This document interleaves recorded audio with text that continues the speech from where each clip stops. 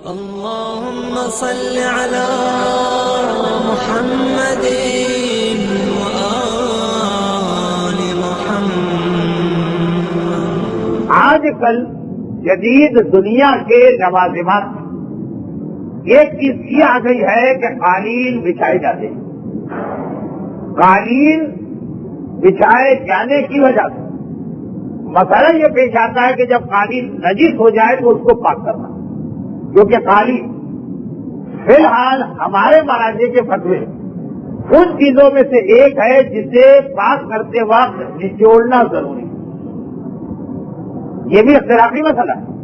مراجع کی ایک تعداد اور معقول تعداد ایسی گزری جو کہتی ہے کہ قالین ان چیزوں میں سے ایک ہے کہ جس کو نچوڑنا ضروری نہیں۔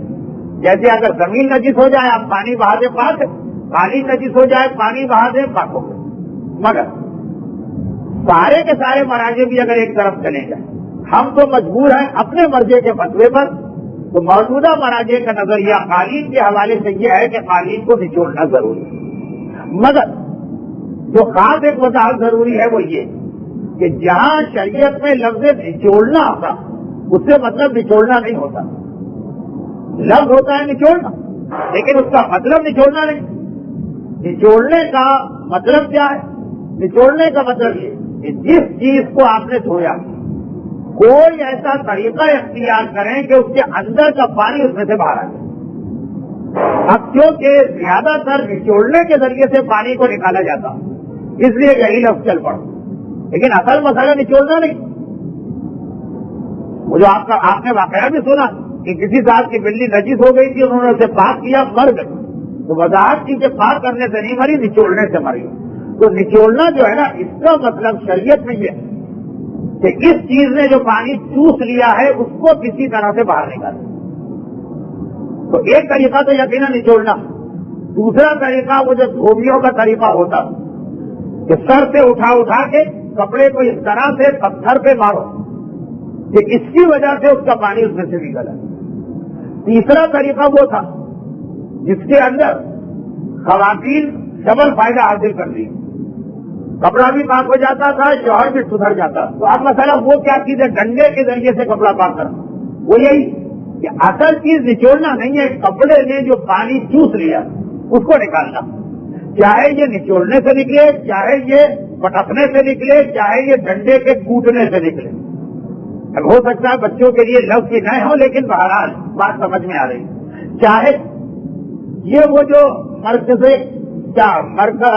کشش شکل کی طاقت اور مرکز گریز طاقت اور مرکز ہموار طاقت وہ جو ایک مسئلہ آتا ہے جو واشنگ مشین میں چلتا ہے، واشنگ مشین کے اندر بھی اس کے اس چکر لگانے کی وجہ سے جو کپڑا نکلا وہ بھی چل گئے۔ اور اسی پانچواں طریقہ یہ بھی آتا کہ وہ والے ویکیوم کلینر استعمال کرنا جو گیلی چیزوں سے بھی رطوبت کو چوس لیتے۔ زیادہ جو رائٹ ویکیوم کلینر تھے اور سستے بھی تھے وہ تو یہ تھے کہ جو ٹھوس چیزوں گرد و غبار کو، چھوٹے چھوٹے کوڑے کچرے کو کھینچ لیتے تھے۔ مگر ساتھ میں جو ویٹ اینڈ ڈرائی کلینر کہلاتا کہ وہ ایسا ہے کہ اگر آپ کسی گیلی چیز سے رکھ کے چلائیں تو سب کر لے گا اس کی رطوبت کو، وہ بھی نچوڑنا مانا گیا۔ اور چھٹی اور آخری چیز یہ وہی ڈنڈے والی چیز ہے، لیکن ذرا اس کو مختصر کر کہ کوئی کپڑا وغیرہ سوکھا کپڑا وہ لے کر اگر آپ گیلے کپڑے کو اس طرح دبائیں کہ اس میں سے پانی نکلا، اب جتنا موٹا کپڑا ہوگا اتنا یہ طریقہ بھی چل جائے، یعنی ہاتھ کی طاقت کی مدد سے کپڑے کو دبا کر پانی نکالا جائے، وہ بھی نچوڑنے کے برابر اگر اس سے پانی نکلا۔ تو اصل مسئلہ یہ ہے کہ کپڑے کو پاک کرتے وقت نچوڑنا واجب۔ اس لفظ نچوڑنے کا مطلب ہے کپڑے میں جو پانی چلا گیا اس کو نکالنا، چاہے وہ نچوڑ کر ہو، چاہے پٹک کر ہو، چاہے کسی ڈنڈے سے کوٹ کر ہو، چاہے واشنگ مشین کے اس گردش کی وجہ سے ہو، چاہے کلینر کے سک کرنے کی وجہ سے ہو، اور چاہے کسی چھوٹی چیز سے کپڑے کو دبا کے پانی نکالا جائے۔ اب یہ اصول طے ہو جانے کے بعد اچھا یہ وہ مسئلہ جو مجھ سے ابھی 3 دن پہلے کسی نے پوچھا تھا، 3 دن نہیں، پچھلے اتوار حج کلاس میں کسی نے پوچھا تھا قالین پاک کرنے کا طریقہ، اور میں نے کہا کہ وہ خطام القرآن کے درس میں آ گیا۔ وہ صاحب چلے گئے تو ایک دم مجھے یاد آیا کہ وہ والا درس تو میں موضوع ہی میرا بدل گیا، وہ تو آئے ہی نہیں اس کے اندر. اب میں نے کہا وہ ڈھونڈیں گے کیسے؟ تو خاص اس وجہ سے اس میں یہ مسئلہ شامل کر رہا ہوں. قالین اگر آپ نجس ہو گئے، اب اس کے پاک کرنے کا طریقہ سنیں. اس کے پاک کرنے کا طریقہ یہ ہے کہ پیشاب کے علاوہ باقی نجاست، کیونکہ پیشاب 2 مرتبہ میں پاک ہوتا ہے، باقی ہر نجاست 1 دفعہ میں پاک ہوتی ہے. قالین کی حد تک کتے نے منہ ڈال دیا تو برتن میں 7 مرتبہ ہوگا، شراب برتن میں 3 مرتبہ ہوگی. قالین میں دنیا کی ہر نجاست، شراب ہو کہ منی ہو کہ کتا ہو کہ سور ہو کہ مردہ، پیشاب کے علاوہ قالین میں ہر نجاست 1 دفعہ میں پاک ہو جاتی ہے. سنا فرماتے ہیں ہمارے مجتہدین کرام کہ قالین پاک کرنے کا طریقہ یہ کہ پہلے جو اس پہ نجاست لگی نظر آ رہی ہے اسے ہٹائیے. وہ تو آپ کسی طریقے سے بھی ہٹا سکتے ہیں، ٹیشو کے ذریعے، کپڑے کے ذریعے. اس کے بعد ایک گلاس میں یا جگ میں یا بالٹی میں یا کترے میں، جس سے عورتیں پوچھا لگاتی ہے، پانی لے کے آئیے اور تھوڑا سا پانی اس نجس جگہ پہ آپ گرا دیں، اتنا کہ وہ بہ جائے. کتنا بہے؟ ایک بارش بھی بہ جائے تو بہت، تھوڑا سا پانی. یہ میں قلیل پانی کی بات کر رہا ہوں، جب قلیل سے بات ہو سکتا ہے تو کوئی کی تو بات ہی چھوڑ. پانی کو اس میں گرا دو، 1 گلاس، چلے گلاس لے لیجیے سب سے چھوٹی چیز، اور جہاں پہ وہ خون گرا تھا، منی کا قطرہ گرا تھا، کتا گزر گیا تھا، اس کے اوپر یہ پانی تھوڑا سا بہانا اسے کہتے ہیں کہ جہاں پہ آپ پانی گرائیں اس سے تھوڑا پانی آگے بڑھ جائے. 1 بارش تو بہت ہے، اگر 1 انچ بھی آگے بڑھ گیا تو ٹھیک. اب اس کے بعد آپ کو صرف یہ کام کرنا کہ اس پانی کو اس پانی میں سے نکالنا. تو فرماتے ہیں کہ سوکھا رومال یا سوکھا پوچھے کا کپڑا لیجیے.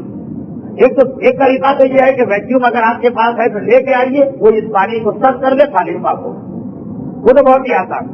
دوسرا طریقہ یہ ہے کہ کوئی کپڑا وپڑا لائیے اور اس پانی کو اتنا دبائیں اس کپڑے کی مدد کہ اس کے اندر کا پانی نکل کے کپڑے میں آ جائے. کپڑا سوکھا ہو تو اچھا ہے، وہ کپڑا گیلا ہو جائے، پاک ہو، پانی پاک ہو. ایک بات یاد رکھیے، یہ جو قالین سے ابھی کپڑا پانی نکلا، جو مراجے اس کو نجس سمجھتے ہیں وہ کہتے ہیں قالین پاک ہوگی، کپڑا رکھے، اب اسے لے جا کے نل کے نیچے رکھ دیجیے، وہ بھی پاک ہوگا. اور وہ مراجے جو کہتے ہیں کہ قالین سے جو پانی نکلا یہ ہے ہی پاک، وہ کہتے ہیں کہ کپڑا بھی پاک ہے، قالین تو سب کے نزدیک پاک ہو گئے. یہ جو پانی نکلا ہے، جو قالین نے پانی چوس لیا، اس پانی کا نام ہے غسالہ. امام خمینی فرماتے تھے غسالہ نجس ہوتا. آغا کوئی اور آغا سیستانی کہتے ہیں کہ آخری مرتبہ کا غسالہ پاک. جو چیز ایک ہی مرتبہ دھونا اس کا آخری مرتبہ اور پہلا مرتبہ ایک ہی. تو آغا کوئی اور آغا سیستانی کہتے ہیں کہ گلاس کا پانی ڈال دیں جہاں پر پیشاب کے علاوہ کوئی بھی نجاست گری، اور پھر کلینر اگر استعمال کر لے، ویکیوم کلینر تو بہت ہی اچھا، پھر تو جھنجھٹ ہی ختم. ورنہ کپڑے سے بھی، تولیے سے بھی قالین کو دبا کے اس کا سارا پانی نکال دیں. قالین پھر بھی تھوڑا گیلا رہے گا، اس لیے کہ عام کپڑا بھی اگر آپ نچوڑنے کے بعد بھی وہ گیلا تو رہتا. تو اگر اتنا ہی گیلا رہ جائے جتنا عام کپڑا، ہلکی سی رسوبت، وہ پاک. اور جب پانی نکلا آغا کوئی اور آغا سیستانی کا یہ پانی بھی پاک، یعنی وہ کپڑا بھی پاک. البتہ آغا خمینی کیا قالین پاک ہو گئے، یہ کپڑا نجیس ہے، اس کو جا کے الگ سے پاک کیجیے. لیکن اگر پیشاب کی نجاست قالین سے، تب بھی مسئلہ یہی ہے، کوئی مشکل نہیں. صرف اتنا فرق کہ پہلے تو آپ پیشاب کو دبا کے نکالیں، چاہے اس کے لیے 1 دفعہ قالین گیلا کر کے اس کو دبا کے نکالیں. اس کے بعد پھر 1 گلاس پانی ڈالیں، 1 مرتبہ ہو گئے، اور یہ پاک ہوتا ہے 2 مرتبہ. تو اب آپ کو قالین پہ آپ نے 1 دفعہ پانی ڈال دیا، بہت لمبا چوڑا نہیں، 1 گلاس کے برابر. ویکیوم کلینر آپ کے پاس ہے تو آسان ہے، اسے سک کر دیجیے، دوسرا پانی ڈال دیں اس کے اوپر، دوسرا گلاس، اور پھر سک کر دیں. اور اگر آپ کے پاس کلینر نہیں ہے، آپ کپڑے سے دبا کے قالین سے پانی نکالیں، تو پھر آپ کو 2 کپڑے رکھنا، اس لیے کہ چونکہ پیشاب 2 مرتبہ میں پاک. تو پہلی مرتبہ جب آپ پانی ڈالیں اور اس کو دبا کے کپڑے کی مدد سے دبا کے اس کا پانی نکالیں، یہ سارے مراجے کے نزدیک نجس. جو کہ آغا کوئی اور سیستانی کہتے ہیں آخری مرتبہ کا غسالہ پاک. تو جو 2 مرتبہ پاک ہونے والا ہے اس میں آخری دوسرا کہلائے، یہ نجس ہو گیا کپڑا. تو اب یا تو اگر آپ کے پاس ایک ہی کپڑا، یہ نجس ہو گیا، جائیے اسے نل سے دھو کر لائیے، دوبارہ آ جائیں، اور دوسری مرتبہ بھی اسی دوبارہ پانی ڈالیں 1 گلاس، اور اسی کپڑے سے اس کو دبا کے نکالیں. دوسری مرتبہ جو پانی نکلے گا آقا خمینی کے نزدیک وہ بھی نجیس, لیکن آقا کوئی اور سیستانی کہتے ہیں وہ پاک. اور یہ آپ نے کپڑے ہی دو رکھے, پہلے ایک مرتبہ پانی ڈالا گلاس کا, پہلے کپڑے سے اس کو دبا کے پانی نکال دیا, اور یہ پہلا کپڑا ایک کونے پہ رکھ دیا, یہ نجیس. دوسرا گلاس ڈالا, دوسرے کپڑے سے دبا کے نکالا, دوسرا کپڑا پاک. قالین مسلماً 2 دفعہ پانی ڈالنے سے پاک ہے, اور 2 دفعہ بھی پانی گلاس کا یا پیالی کا پانی بھی چل جائے. آپ میں سے جن کے گھروں میں قالین نہیں ہے ان کے لیے یہ ساری تفصیل بیکار, اور جن کے گھروں میں قالین ہے ان سے پوچھئے کہ یہ کتنی اذیت والا مسئلہ ہوتا. میں خود, کیونکہ باہر کی تو ساری دنیا میں قالین کا رواج, یورپ ہو امریکہ ہو ساری دنیا, تو وہاں جو مذہبی لوگ, یورپ امریکہ تو میں بہت دور لے گیا آپ کو, آئیے ذرا قریب لے جاؤں, Dubai Muscat Abu Dhabi Sharjah Jeddah Dammam سب جگہ. تو مذہبی لوگوں کے گھر میں جب کبھی میں جاتا ہوں تو ان کا قالین ایسا نظر آتا جیسے اناڑی رائی سے بنوایا ہوا خط. جگہ جگہ معلوم ہے کپڑے لگے ہوئے ہیں, جس طریقے سے جگہ جگہ خط لگ جاتے ہیں تو روئی یا پٹی لگانا پڑتی, اس طرح قالین. یہ کیا ہے, کیا کرے, بچہ پیشاب کر دیتا, پورا قالین اٹھا کے باہر لے جا کے پاک کر کے نچوڑنا ممکن نہیں ہے, تو ہم نے اس کے اوپر پٹیاں لگا دی, جبکہ اس زحمت کی ضرورت نہیں. تو بہت ہی آسان ہو گیا مسئلہ کہ پیالی اور گلاس کے پانی سے بھی پاک کرنا آسان. پیشاب 2 دفعہ میں پاک ہوگا, باقی 1 دفعہ. یہ مسئلہ مشکل نہیں تھا, مسئلہ نچوڑنا مشکل تھا, تو اس کا حل ہے یا ویکیوم لے لیں یا پھر کپڑے سے دبا دبا کے اسے پاک کریں. مسجدوں اور امام باڑوں میں یہ مسئلہ کس سے بھی صحیح ہے. وہاں پہ خصوصاً خواتین کے حصے میں جو قالین رکھے ہوتے ہیں, بچے آتے ہیں نجس کر جاتے ہیں, بڑی زحمت ہوتی ہے. کراچی میں بعض جگہ تو جس دن افتتاح ہوا اسی دن پیشاب کر دی. اب ان کا مسئلہ کہ سارا قالین کیسے اٹھائے جب کاٹے, میں نے کہا کوئی مسئلہ کاٹنا اٹھانا کیا, یہ مسئلہ بہت خوش ہو, لیکن بہرحال لوگ خالی خوشی ہوتے ہیں. اس کے بعد پھر کوئی اور کنسلٹنٹ ان کا کوئی مسئلہ حل کرے تو وہاں خالی خوشی نہیں ہوتی ہے.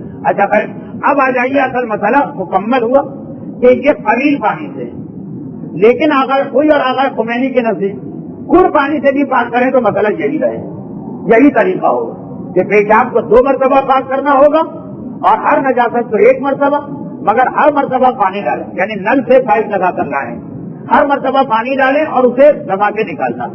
آغاز تیسرا کیونکہ کل پانی میں نچوڑنے کو واجب نہیں سمجھتے, تو فرماتے ہیں کہ کل پانی سے اگر قالین کو پاک کریں تو اور آسان. اتنا ضرور کہ پیشاب میں 2 مرتبہ پانی ڈالنا, لیکن دونوں مرتبہ خالی پانی ڈال کر دبانا اور ویکیوم لگانا اس کی بھی ضرورت نہیں. مگر میں یہ مسئلہ اس لیے تو کہہ گئے کہ ہو سکتا ہے اگر سیستانی کی کتاب میں آپ کو طریقہ الگ نظر آئے تو آپ کہیں کہ مولانا نے غلط بتایا, اس لیے کہہ گئے. ورنہ مشورہ یہی کہ عمل سب آگے کوئی والے طریقے سے کریں, ورنہ وہ بہت پرانا اعتراض واپس آ جائے. ایک مسجد آغاز کوئی کے مقلد کے لیے نجیس ہے اور آغاز سیستانی والے کے لیے پاک, ایک گھر آغاز سیستانی والے کے لیے پاک ہے, آغاز کوئی والے کے لیے نجیس, یہی ہوگا. آغاز سیستانی والا کوئی پانی سے بغیر نچوڑے اگر پاک کر دیں اس کے اعتبار سے جگہ پاک ہو گئی, کوئی والے کے لیے نجیس ہے, خمینی والے کے لیے نجیس ہے. تو بہتر یہ کہ فی الحال ان چیزوں میں ایسا مسئلہ چلایا جائے جو سارے مراجع کے نزدیک ثابت ہے, لیکن پھر مسئلہ غلط نہ ہونے پائے. میں جملہ یہی گیا کہ آغاز سیستانی کا کڑ پانی اپنے استاد سے اختلاف ہے جو آپ نے سن لیا.